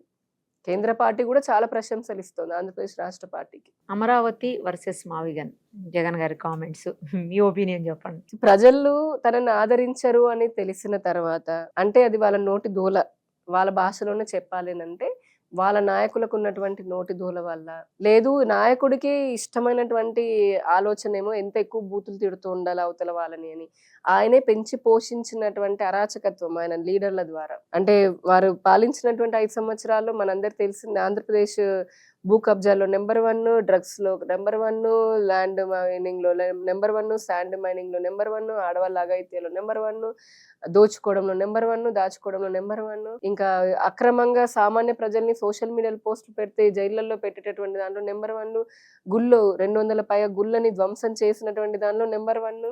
ఇంతటి అరాచకం చేసిన తర్వాత ప్రజలు 151 నుంచి తీసుకొని వచ్చి 11 ఇచ్చారు. అంటే అంత సింపుల్ గా చెప్పాను నేను జరిగినటువంటిది. ఆ 11 ఇచ్చిన దాంట్లో ముఖ్యంగా అసలు ప్రభావితం చేసింది అమరావతి రాజధాని. జగన్మోహన్ రెడ్డి గారేమో పక్క రాష్ట్రమైన తెలంగాణలో ఒక ప్యాలెస్ లో ఉండొచ్చు, రాజధానిలో ఆయనకు ఒక మంచి ఉంది కదా ఇక్కడ లోటస్ పాండ్ ఉన్నట్టుంది ప్యాలెస్. ఏదో ఇంకొక మంచి డెవలప్డ్ స్టేట్ ఏమంటారు బెంగళూరు, రాజధాని బెంగళూరులో మంచి ఇంకా పెద్ద ప్యాలెస్ ఉంది ఆయనకు అక్కడ కూడా. అంటే ఆయనకి అన్ని రాష్ట్రాల్లో రాజధానుల్లో ఆయనకి ఇల్లు ఉండొచ్చు. అలానే వైజాగ్ లో కూడా 400 కోట్ల పెద్ద ప్యాలెస్ కట్టుకుందామని ఆశపడ్డాడు. ఈలో ప్రభుత్వం మారింది. కానీ రాష్ట్రానికి, కొత్తగా విడిపోయినటువంటి రాష్ట్రానికి మటుకు రాజధాని ఉండకూడదట. ఈ రోజు హైదరాబాద్ కి రాజధాని ఉండి ఇంత డెవలప్ అయితేనే కదా ఇక్కడ నుంచి రాష్ట్ర ప్రజలందరికీ మేజర్ సోర్స్ అయింది, ఇన్కమ్ సోర్స్, ఉపాధికైనా, జీడిపిలో అయినా, స్టేట్ జీడిపిలో అయినా, లేదంటే ట్యాక్స్ల కలెక్షన్లో అయినా, ప్రతిదానికి ఎంత విద్యా సంస్థలు ఉండాలన్నా, ఎక్కువ కంపెనీలు రావాలి అన్నా, లేదా అక్కడ ఆర్థికంగా బాగా రెవెన్యూ జనరేట్ అవ్వాలన్నా ప్రతిదానికి ఇప్పుడు ఒక రాజధాని ఉండాలి. అక్కడ శాసనసభ ఉండాలి, హైకోర్టు ఉండాలి, అలానే మిగతా ప్రభుత్వ కార్యాలయాలు ఉండాలి, ఒక ప్లేస్ ఉండాలి. వికేంద్రీకరణ మంచిదే. ఇక్కడ ఉండాలంటే మొత్తం రాష్ట్రం అంతా అభివృద్ధి ఒకే చోట పెట్టమని కాదు, వికేంద్రీకరణ ఉండాలి. అంటే ప్రతి జిల్లాకి అభివృద్ధి జరగాల్సిందే. ఇక్కడే పెడతాము మిగతా జిల్లాలను వదిలేస్తామని కూడా ఉండకూడదు. అలా మాకు అందుట్లో ఆంధ్రప్రదేశ్కి చూస్తే మద్రాసు వాళ్ళు తరిమేశారు, రాజధాని లేకుండా వచ్చాం. కర్నూలు పెడితే అక్కడి నుంచి తరలి వెళ్ళిపోయింది, హైదరాబాద్కి వచ్చాం, ఇక్కడ నుంచి తంతా వెళ్ళి ఆంధ్రాలోనే మళ్ళీ పడ్డాము. అక్కడ కూడా రాజధాని లేకపోతే ఎలాగంటే 5.5 కోట్ల మందికి ఒక రాజధాని అయితే కావాలి కదా. అదే ఎందుకు ఉండాలంటే భవిష్యత్ తరాల్లో అన్ని సంస్థలు రావడానికి, రెవెన్యూ పెరగడానికి, ఉపాధి పెరగడానికి, పాలన సరిగ్గా ఒక చోట నుంచి జరగడానికి. ఎట్ ద సేమ్ టైమ్ 12 సంవత్సరాల నుంచి అటు ఎన్డీఏ కేంద్ర ప్రభుత్వమైనా, ఇటు అప్పట్లో ఉన్నటువంటి రాష్ట్ర ప్రభుత్వమైనా ఏ జిల్లాని విస్మరించలేదు. ఇందాకే చెప్పాక ఒక్కొక్క జిల్లాకి ఎలా జోన్కి వస్తున్నాయి అనేది, ఇంకా చాలా ఉన్నాయి అభివృద్ధికి. సో మా ఏంటంటే వికేంద్రీకరణ జరగాలి, అభివృద్ధి వికేంద్రీకరణ జరగాలి, పరిపాలన వికేంద్రీకరణ కాదు. జగన్మోహన్ రెడ్డి ఏంటి మొదటి నుంచి మరి ఎందుకో ఆయనకి అమరావతి అంటేనే అసలు ఎందుకో కొంతమంది ద్వేషం వస్తుంటుంది కదా, ఒకరిని చూస్తే ఏం తెలియదు, అక్కడ రీజన్ ఉండదు. ఆయనకున్న కారణాలు ఏంటో ఏమో కానీ అమరావతి భ్రమరావతి అనిపించాడు. అసలు అమరావతి లేదు భ్రమరావతి అంటాడు. కాసేపు వర్షాలు వస్తే మునిగివే. హైదరాబాద్ లో మరి మునగట్ల, చిన్న వర్షం పడితే ఓడలు వేసుకుని వెళ్ళేంతని అంటే మనమే అనుకుని ఉంటాం. హైదరాబాద్ లో ఇంత పెద్ద సిటీనే వర్షం వస్తే మన నీళ్లు ఉంటాయి. అలాంటిది ఇంకా కన్స్ట్రక్షన్ జరుగుతున్న చోట నీళ్లు ఉండవా? వర్షం బాగా పడుతుంటే నీళ్ళు వస్తాయి, తెల్లారిపోతాయి. దాన్ని మునిగిపోయిందని అంటాడు. లేదు తర్వాత ఏమన్నాడు, అవసరమైతే అసలు వద్దంటాడు. ఫస్ట్ ఆయన ఫిలాసఫీ ఏంటి, అభివృద్ధి ఏది వద్దంటాడు. లేదు అభివృద్ధి చేస్తున్నాము అని మేము గనక అంటే చేసి చూపిస్తుంటే క్రెడిట్ చోరీకి ట్రై చేస్తాడు. లైక్ గూగుల్ నేనే తెచ్చా అన్నాడు, హైడ్రోజన్ ప్లాంట్ నేనే అంటాడు. రేపు పొద్దున 1వ తారీఖు ప్రధానమంత్రి గారు భోగాపురం ఎయిర్పోర్ట్ ఇనాగ్రేషన్ వస్తున్నారు. అది చాలా ప్రతిష్టాత్మకంగా ఏర్పాటు అవుతున్న గ్రీన్ ఫీల్డ్ ఎయిర్పోర్ట్. ఎందుకంత ప్రతిష్టాత్మకంగా అంటే కేంద్రము 7 క్లిష్టమైన అనుమతుల్ని ఆంధ్రాకి స్పెషల్ గా తొందరగా ఇచ్చింది, మిగతా రాష్ట్రాలకి ఇవ్వలేదు. చాలా గ్రీన్ ఫీల్డ్ ఎయిర్పోర్ట్ కట్టాలంటే చాలా తతంగా ఉంటుంది దానికి సంబంధించి. అవి ఇచ్చింది. సో నిధులు ఇస్తోంది, కేంద్ర ప్రభుత్వం ఇచ్చింది. ఇప్పుడు దానికి కూడా క్రెడిట్ తీసుకుంటాడు. అంటే ఏదైనా కియా అన్నాడు, అందరికీ తెలిసిన కియాని పారిపోయేలాగా తరిమేయాలని చెప్పని చూశాడు. ఫస్ట్ ఏమో తరిమేయాలని చూస్తాడు, కుదరలేదు అని అంటే క్రెడిట్ చోరీ నేనే అంటాడు. మళ్ళీ ఫూల్ అయిన తర్వాత ప్రజలందరి ముందు నువ్వు కాదు అని అంటే దానిపైన మళ్ళీ విషయం చిమ్మడం మొదలు పెడతారు. సో అలాగా అమరావతి ఇప్పుడు మావిగన్, కొత్తగా ఏంటి మచిలీపట్నం, విజయగన్నవరం, విజయవాడ, గుంటూరు. ఆల్రెడీ కేంద్ర ప్రభుత్వం నోటిఫై చేసింది. అమరావతి పైన ఇప్పుడు అంతా జరుగుతున్నాయి, కన్స్ట్రక్షన్స్ జరుగుతున్నాయి, రోడ్లు వస్తున్నాయి, అంత ప్లానింగ్ జరుగుతుంది, బిల్డింగ్లు కడుతున్నారు, ఐఏఎస్ ఆఫీసర్లు అవుతుంది. ఇప్పుడు నువ్వు తీసుకొచ్చి మళ్ళీ మచిలీపట్నం దానికి అది పోర్టు పరంగా కానివ్వండి, దగ్గర కొన్ని 20,000 కోట్ల పైగా కేంద్ర ప్రభుత్వం మచిలీపట్నానికి ఇచ్చింది. పోర్ట్ అయితే ఏంటి, హైవే అయితే ఏంటి, రైలు అయితే ఏంటి, అండ్ అక్కడ డెవలప్మెంట్స్ వస్తాయి. పోర్ట్ ఉంది కాబట్టి మచిలీపట్నం జరగాల్సింది జరుగుతుంది. నువ్వు మళ్ళీ ఇందులో తీసుకొచ్చి కలుపుతావే. నీకు నిజంగా ఇంత ప్రేమను ఉంటే అప్పట్లో నువ్వు అమరావతి బ్రహ్మరావతి అనకుండా మావిగన్ అప్పుడే అని ఉండొచ్చుగా. ఇప్పుడు జగన్మోహన్ రెడ్డి గారిని నేను ఒకటే సూటిగా ప్రశ్నిస్తున్నా, మీకు నిజంగానే మావిగన్ అంటే ఇష్టం ఉంది అనుకుందా, తప్పేం లేదు, మీ ఆలోచన అది. సో మరి మొదట్లోనే ఫస్ట్ మా ఎన్డీఏ ప్రభుత్వం ఉన్నప్పుడే అమరావతి అన్నప్పుడు అప్పుడు నువ్వు ఎందుకు సూచన చేయలే, అమరావతి కాదు ఇది మావిగన్ని చేర్చండి, మచిలీపట్నాన్ని కూడా చేర్చండి అని ఎందుకు అనలా? విజయవాడని అనొచ్చుగా అప్పుడే 2014 నుంచి 15 నుంచి అనలేదు. పోనీ ప్రతిపక్షంలో ఉన్నప్పుడు నీకు అనాలని లేదు, అప్పుడు ఆలోచన రాలేదు. 5 ఏళ్ళు ప్రభుత్వంలో ముఖ్యమంత్రిలా ఉన్నావుగా, అప్పుడైనా నీదేగా ప్రభుత్వము, అప్పుడు మావిగన్ అనొచ్చు కదా. అప్పుడు కూడా ఎందుకు వైజాగ్ వెళ్తాను ఇంకెక్కడికో పరిగెడతానని అన్నావు, అప్పుడు కూడా అదే కదా ప్రాబ్లం. ఇప్పుడు ఎందుకు మళ్ళీ కొత్తగా ఈ 3వ టర్మ్ లో మావిగన్ అంటే ఇది ఓన్లీ కేవలము ప్రాంతాల మధ్య చిచ్చు పెట్టడం, ప్రాంతాల మధ్య ప్రజల మధ్య చిచ్చు పెట్టి ఇక్కడ అక్కడ ఇది డెవలప్ అవుతుంది, అది అవ్వదు, దీనివల్ల అలా ఇలా అని చెప్పని. ఆయనకు బేసిక్ గా వాళ్ళకి ఏంటంటే ప్రాంతాల మధ్య, కులాల మధ్య, ప్రజల మధ్య చిచ్చు పెడితే కానీ ఓట్లు రాలవు. వాళ్ళంతా కూడా మళ్ళీ ఒక సపరేట్ అపీజ్మెంట్ పాలిటిక్స్ ఆయనది. అక్కడ తల్లి కాంగ్రెస్ లాగా వాళ్ళదేమో ముస్లిం అపీజ్మెంట్, ఈయనదేమో క్రిస్టియన్ అపీజ్మెంట్. బేసిక్ గా అంతే వాళ్ళ ఓటు బ్యాంకులు. అలా చూసుకొని ఈ రెచ్చగొట్టుకుంటూ రాజకీయాలు నానా రకాలుగా రాష్ట్ర ప్రభుత్వాన్ని డీస్టెబిలైజ్ చేయాలి ఏదో ఒక రకంగాని డే 1 నుంచి చూస్తున్నారు, 2 ఏళ్ల నుంచి. ఇక్కడ ప్రభుత్వం ఏర్పాటు కాగానే అక్కడ ఢిల్లీలోకి వెళ్ళి పెద్ద ఏదో నిరసన చేస్తున్నట్టుగా ప్రెస్ మీట్ పెట్టి జాతీయ మీడియాను పిలిచి రాష్ట్రంలో రాజకీయంగా హత్యలు జరిగిపోతున్నాయి బాబాయ్, 30 మంది చంపేశారని ఫస్ట్ టైం గొడవ చేయాలని చూశాడు. అక్కడ ఒక నేషనల్ మీడియా వాళ్ళు అడిగారు, ఆ 30 మంది పేర్లు ఇవ్వండి అని. సింపుల్ గా వాళ్ళు ఏమనలా, ఏదంటే మీరు అడుగుతారు, నేను ఇందాక మీకు వినిపించాను, డేటా ఉంది కాబట్టి వినిపించా. వాళ్ళ 30 మంది అంటే అబ్బాయి అని అయిపోయింది అక్కడితోటి. ఇవ్వలేదు. ఎందుకంటే అక్కడ అన్ని జరగలేదు. జరిగిన వాళ్ళ పర్సనల్ కుటుంబంలో జరిగినాయి. అవేం రాజకీయం సంబంధం లేవు. ఓకే. సో అక్కడ ఫెయిల్ అయిపోయాడు. తెల్లారి బుడమేరు వరద వచ్చింది. రాష్ట్ర ప్రభుత్వం ఏం పట్టించుకోవట్లేదు. పెద్ద వరద అది విజయవాడలో. అదన్నారు. రాష్ట్ర ప్రభుత్వం బాగా చేసిందని ప్రజలే చెప్పారు. ఆ తర్వాత ఇదిగో గూగుల్ దగ్గరికి వెళ్తే గూగుల్ దగ్గర గొడవ, ఇక్కడికి వెళ్తే ఇక్కడ గొడవ, అక్కడికి వెళ్తే అక్కడ గొడవ అని. ఆ మధ్యలో పాస్టర్లోని ఎవరో ఆయన యాక్సిడెంట్ అయి చనిపోతే అది కూడా ప్రభుత్వానికి అంటగట్టాలి అని.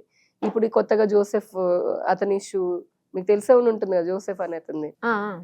సో ప్రశ్న రావణ్ లాంటి వాళ్ళని, ఇట్లాంటి వాళ్ళని తీసుకుని వచ్చి రకరకాలుగా గొడవలు పెట్టాలి అని చెప్పనని. అంటే అట్లాగా ప్రతి ఇన్సిడెంట్ ని, ప్రతి సంఘటనని తన రాజకీయం కోసం ఉపయోగించుకుంటూ రఫ్ అంటాడు. పోలీసులని మేము అధికారంలోకి వస్తే గుడ్డలోడ తీసుకొడతామంటారు. అంటే అదే చెప్తున్నా, అక్కడ రాహుల్ గాంధీ అయినా ఇక్కడ జగన్మోహన్ రెడ్డి వాళ్ళైనా మీరు ప్రభుత్వం నడిపిన వాళ్ళే. సో ప్రభుత్వంలో ఉన్నటువంటి అధికారులని ఈ రకంగా మీరే అంటే సామాన్య ప్రజలు చూసి రెచ్చిపోతా శాంతి భద్రతలను ఎవరు కాపాడతారు? ఒక బాధ్యత అంటూ ఉండాలి కదా. పొజిషన్ లో ఉన్నామంటే ఒక బాధ్యత ఉండాలి. అధికారం కోసం పాకులాడు, నీ కర్మ అది ఎవడేం చేయలేడు, ప్రయత్నం చేస్తూనే ఉండు, కానీ బాధ్యత కూడా ఉంటుంది కదా. ఆ బాధ్యత లేకుండా ఇక్కడ జగన్మోహన్ రెడ్డి అంతే, ఇన్ని సమస్యలను అంటాడా మైక్ ముందుకే వస్తారు, మీరు చూస్తే మీడియా ముందుకే వస్తాడు. అసెంబ్లీ జరిగినప్పుడు ఎవరు పోరు అసెంబ్లీలోకి? కొట్లాడాల్సింది, ప్రశ్నించాల్సింది అసెంబ్లీలో కదండి. ఆయన పులివెందుల ఎమ్మెల్యే.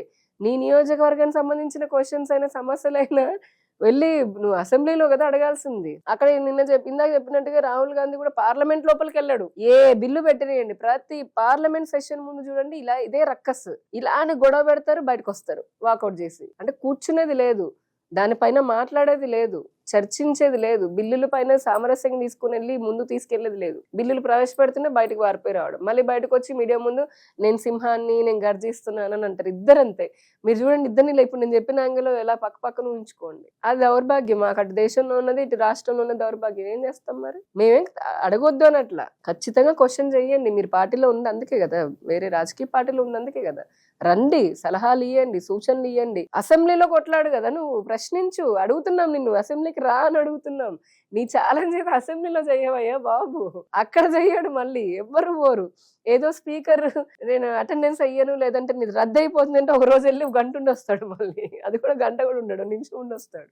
ఏం చేస్తాం? AP deputy CM Pawan Kalyan గారి పనితీరు, డిప్యూటీ సీఎం పవన్ కళ్యాణ్ గారు అంటే అసలు ఆయన రాజకీయాల్లోకి చాలా సుదీర్ఘ కాలంలో ఉన్నప్పటికీ ప్రభుత్వంలో కొత్తగా వచ్చిన తర్వాత చాలా పాపం ఆయనకంటే ఉన్నటువంటివి కూడా మంచి పెద్ద పెద్ద శాఖలే, బాగా మార్పు రావాల్సినటువంటి శాఖలు చాలా అట్టడుగు వర్గాలు, అంటే అటవీలో కానివ్వండి ఉన్నటువంటి వాళ్ళందరూ ఆయన ప్రత్యక్షంగా వెళ్ళి చూసి వాళ్ళందరితో కలిసి మాట్లాడుతూ అక్కడికక్కడ ప్రాబ్లం రిజాల్వ్ చేస్తున్నారు. ఎట్ ద సేమ్ టైం రాష్ట్రంలో కొన్ని జరుగుతున్నప్పుడు రాష్ట్ర ప్రభుత్వాన్ని కూడా తనదైన శైలిలో ఆయన చురకలు అంటిస్తూనే సలహాలు సూచనలు కూడా చేస్తున్నారు. భాగస్వామిలాగా ఉన్నాను కదా అని చెప్పని పూర్తిగా కూడా అంటే చెప్పాలి కదా. ఇప్పుడు బీజేపీ కూడా మేము చెప్తూనే ఉన్నాం, మా రిప్రజెంటేషన్స్ ఇస్తూనే ఉన్నాం. ఓకే, కొన్ని అంశాలు వస్తాయి, దానికి సంబంధించినటువంటిది మేము రిప్రజెంటేషన్ ఇస్తున్నాం.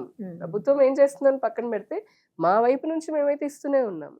అలాగే నిన్ననే చూడండి, అక్కడ పంచదార్ల అనేది చాలా ఎలమంచిలి మనకి ఆ ప్లేస్ లో అనకాపల్లి దగ్గర చాలా హిస్టారిక్ ప్లేస్, అది చాలా హిస్టారిక్ ప్లేస్, మంచి పుణ్యక్షేత్రము.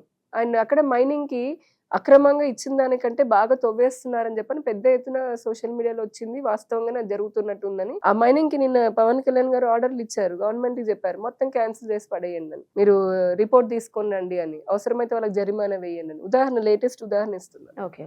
సో అలాగా ఆయన ఎప్పుడు ఊరుకోవట్లేదు. అటవీకి సంబంధించిన, రూరల్ డెవలప్మెంట్ కి సంబంధించిన, పంచాయతీరాజ్ కి సంబంధించిన ఏపీ నెంబర్ 1 వచ్చింది పంచాయతీరాజ్ శాఖలో, ఇది గ్రామ సభలు పెట్టడంలో ఏపీ నెంబర్ 1 వచ్చింది. అది వీరి ఆధ్వర్యంలోనే. సో అట్లాగా పవన్ కళ్యాణ్ గారు అటు కేంద్రంతో అంటే పార్టీ పరంగా కూడా కూటమిని సమన్వయం పరచడంలో ఇటు టీడీపీని గాని అటు బీజేపీని గాని చాలా బలమైనటువంటి ఒక శక్తిలాగా ఉన్నారు. అలానే ఒక మంచి మిత్రుడిలాగా బీజేపీకి ఉంటూ ఇటు ప్రభుత్వంలో కూడా నాకు తెలిసి ఆయన చాలా మంచి పవర్ఫుల్ రోల్ ని ప్లే చేస్తూ ప్రజలకి బాగా పని చేస్తున్నారనేది నేను చూస్తున్నటువంటిది ఒపీనియన్. లోకేష్ గారి నాయకత్వం యువతలో ఎలాంటి ప్రభావం చూపిస్తుంది? లోకేష్ గారికి వచ్చినప్పుడు అంటే అంతకుముందు ఉన్నటువంటి అంటే 2014 to 19 మధ్యలో ఉన్నటువంటి వారి అప్పుడు ఉన్నటువంటి రాజకీయ అవగాహన, అప్పుడు లేదని కాదు, అప్పుడు కూడా ఉన్నది, కానీ దాంతో పోలిస్తే ఇప్పుడు ఐ థింక్ 100% డిఫరెంట్ గా ఉన్నట్టు, చాలా మార్పు, మెచ్యూర్. పాజిటివ్ వే చాలా. ఎందుకంటే ఇది టీడీపీ వాళ్ళే చెప్తున్నటువంటిది, టీడీపీ విశ్లేషకులు ఎవరైతే ఉంటారో బాగా దగ్గర చూస్తున్నటువంటి వాళ్ళే ఒప్పుకుంటున్నటువంటి సత్యం అన్నమాట. ఎందుకంటే ఆయన చాలా రాజకీయాల్లో కూడా ఇప్పుడు జగన్మోహన్ రెడ్డి 5 సంవత్సరాల పాలన చూసిన తర్వాత ఆటోమేటిక్ గా అందరూ కూడా అంటే రాజకీయం ఎలా ఉంటుందన్న మెచ్యూరిటీ వచ్చేసింది. అఫ్ కోర్స్ లైక్ ఇంత అరాచకం జరిగిన తర్వాత లోకేష్ గారు కూడా, ఆయన టీడీపీ పార్టీకి ఒక లెగసీ ఉంది లైక్ 40 ఏళ్ల నుంచి. సో దాన్ని ముందుకు తీసుకొని వెళ్ళాలి అని అంటే ఖచ్చితంగా రాజకీయాల్లో ఇటువంటివన్నీ పడుతూ ఉండాలి, అంటే నలుగుతూ ఉండాలి. ఆ నలుగుడు అనేది బాగా జరిగిందని అనుకుంటున్నాను నేను, అంటే నేను విన్న దాని ప్రకారం. ప్లస్ ప్రభుత్వంలో చూస్తే కనుక ఖచ్చితంగా ఇప్పుడు ప్రభుత్వ బడులు ఏవైతే ఉన్నాయో, మొన్న పిల్లలు విద్యార్థులు మంచి మార్క్స్ తెచ్చుకున్నారు 10th క్లాస్లో కూడా, చాలా బాగా జరుగుతోంది. చాలా సంస్కరణలు కూడా విద్యాశాఖలో తీసుకొని వస్తున్నారు.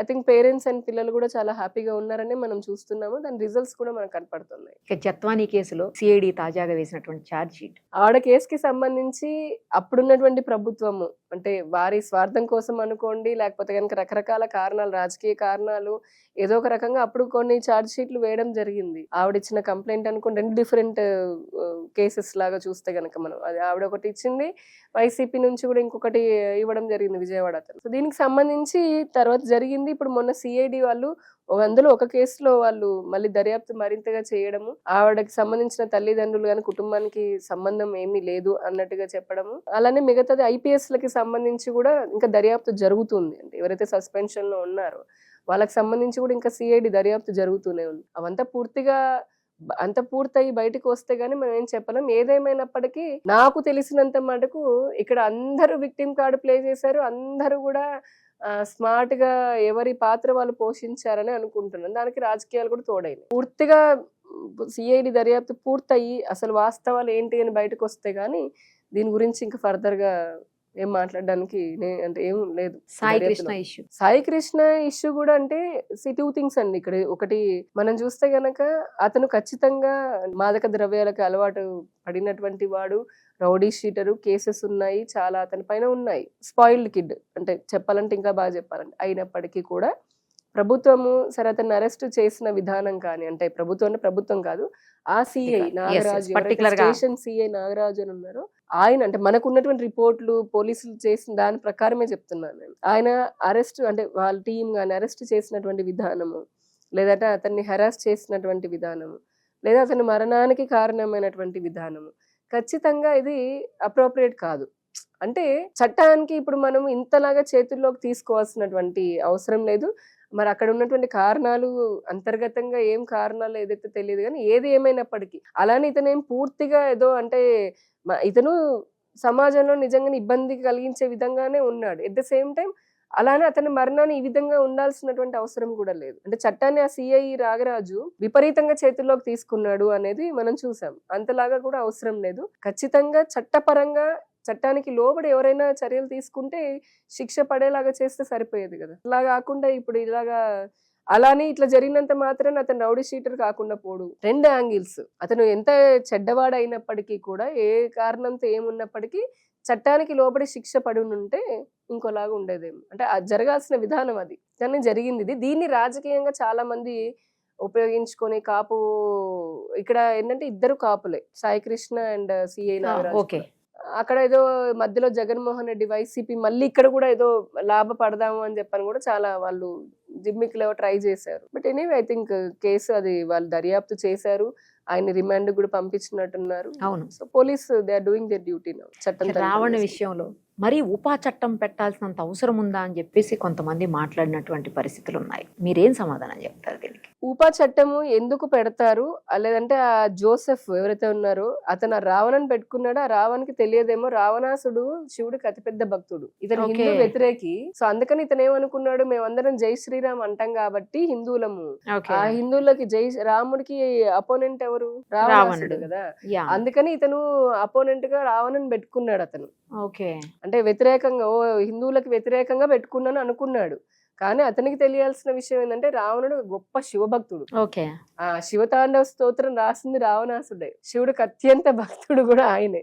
దాన్ని పక్కన పెడితే జోసెఫ్ గతంలో నుంచి కూడా హిందూ దేవతల పైన అనరాని మాటలతోటి విపరీతమైనటువంటి పచ్చి బూతులతోటి మాట్లాడి వీడియోలు చేసేవాడు.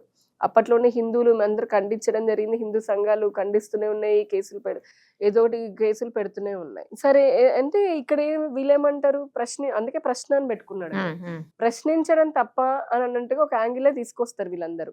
బాబు, ప్రశ్నించడం తప్పు కాదు.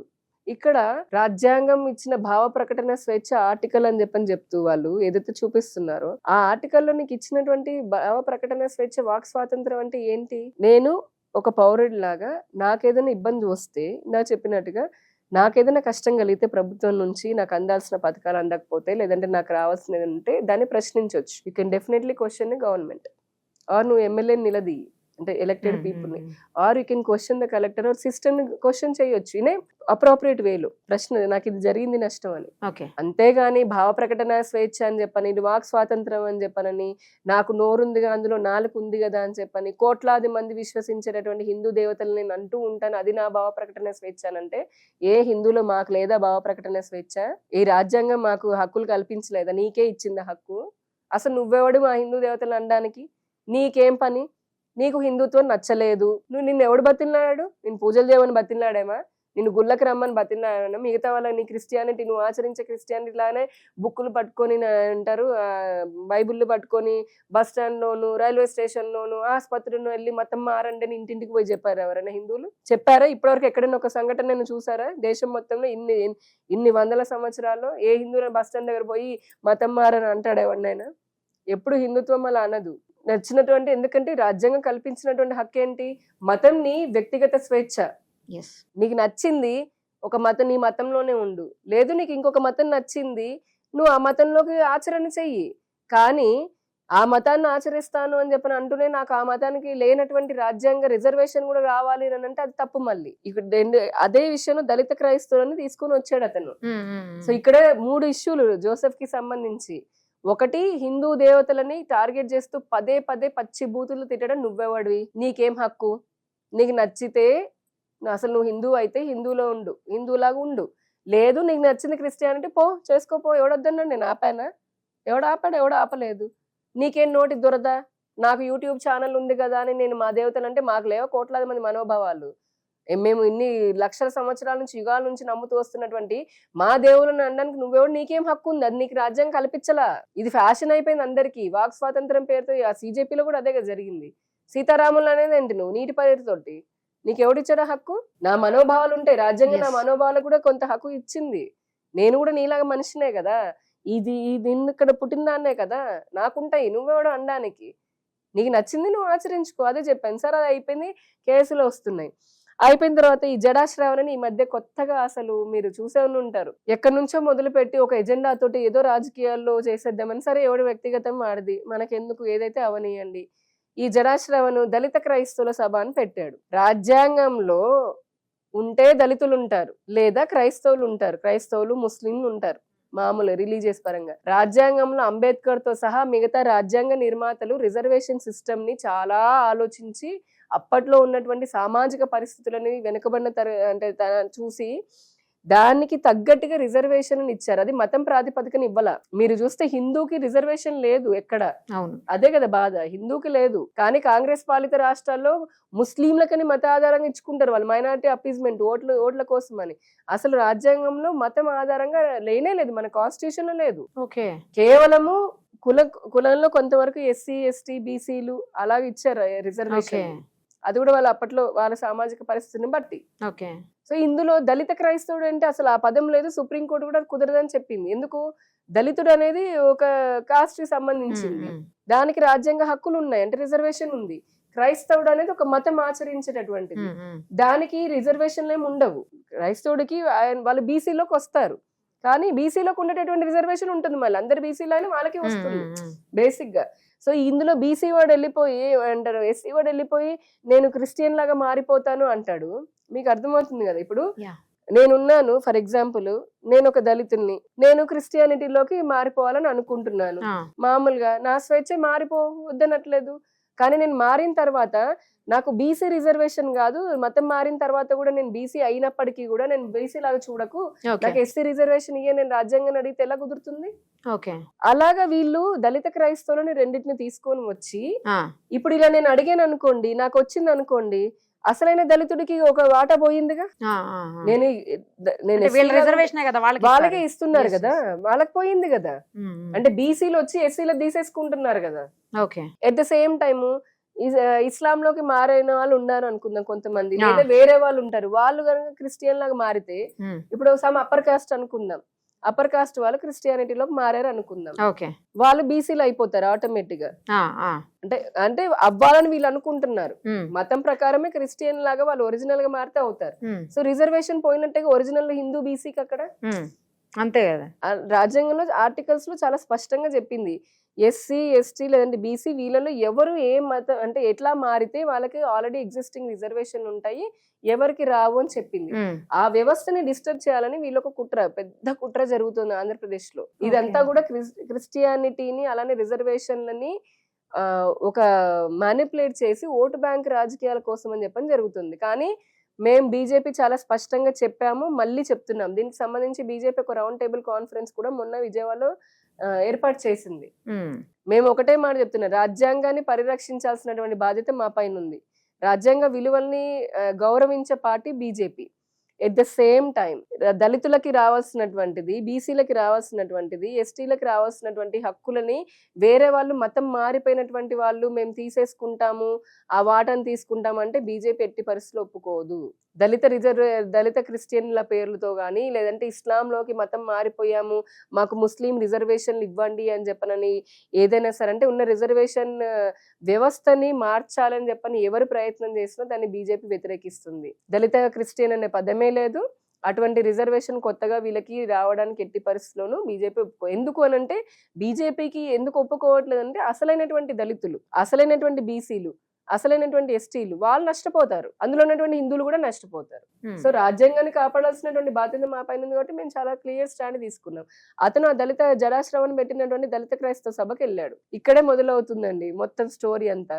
వెళ్ళిన వాడు పోనీ ఏం చేసుకోవాలి, నేను దళిత క్రైస్తవుల గురించి నన్ను పిలిచారు, నేను పోయాను, మాట్లాడితే దళితుల గురించి మాట్లాడు, లేదా నీ క్రైస్తవుల గురించి మాట్లాడుకో, రాబోయే భవిష్యత్ కార్యాచరణ గురించి మాట్లాడుకో. కానీ అక్కడ పోయి చేసింది ఏంటి, ఇతను జోసెఫ్ అక్కడ పోయి రాముణ్ణి సీతని తిడుతున్నాడు, హిందూ దేవులను తిట్టాడు, అక్కడ పోయి కూటమి ప్రభుత్వాన్ని నానా మాట్లాడినాడు.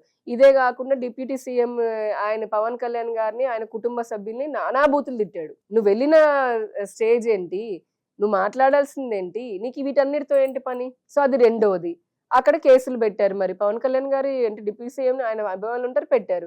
వీటన్నిటికంటే మూడోది, అసలు ఏం జరిగిందని అరెస్ట్ చేసిన తర్వాత వీళ్ళు కాలర్ ఎగరేసుకుంటే మాకు బెయిల్ వచ్చిందని 4 చోట్ల అంటే అసలు ఏంటి, ఈలో పోలీసులు చూస్తారు కదా, పాత వీడియోలన్నీ చూస్తే ఇక్కడ ఊపా చట్టం ఎందుకు వచ్చింది, ఇప్పుడు జరిగిన దానికంతా ఊపాయం పెట్టలా.